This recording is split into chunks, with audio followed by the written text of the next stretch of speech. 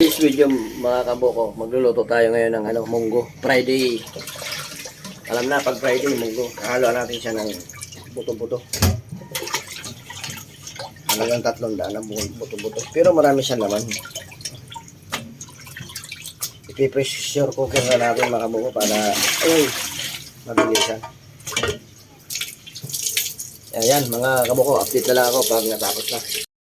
Yan mga kaboko, palagay natin sa munggo. Ihingmayin na natin para pagkatapos dali na agad. Yan, update na lang ulit mga kabuko.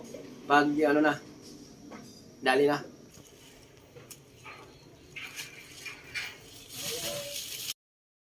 Yan mga kabuko, titingnan na natin yung pinapalambot nating munggo na may halong buto-buto mga kabuko.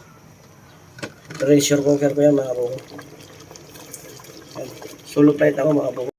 Yan mga kabuko, malambot na mga kabuko.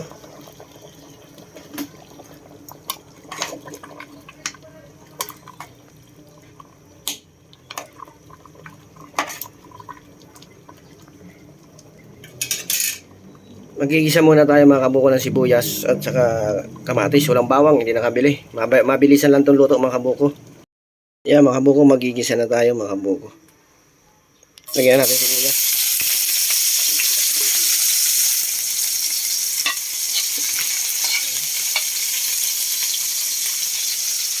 Sulit tayo mga kabuko.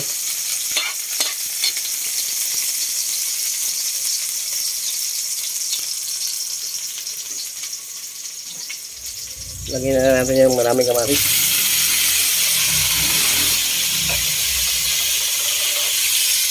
Yan, update na lang mga kabuko. Medyo magalaw eh. Yan, lagay na natin mga kabuko.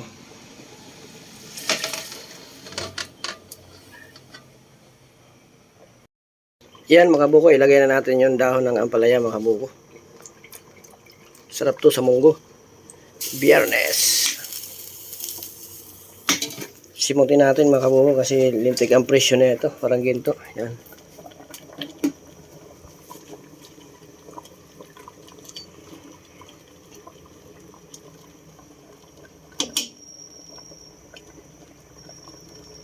Yan, update na lang kami mga kabuko pag kakain na kami. Doon kami sa tindahan kakain mga kabuko kasi nagtitinda ako eh. Yan, for today's video mga kabuko, kakainin na natin yung linuto nating munggo. Dito kami ngayon sa tindahan mga kabuko. Yan. Tara, kain tayo. Munggo yung ulam ngayon mga kabuko kasi alam na, Biyernes. Sinawagan natin ng buto-buto. Yan. Malambot na sobra. Pressure cooker ginamit eh. Kaya kalama ko pala sa si Jerry. Ito, kain po tayo. Yan. Kain daw. Po tayo ng tanghalian. Ulam po tayo ng munggo. Munggo. Sarap.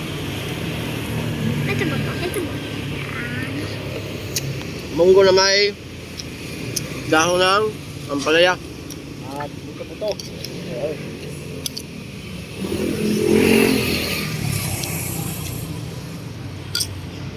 Okay na? Yan.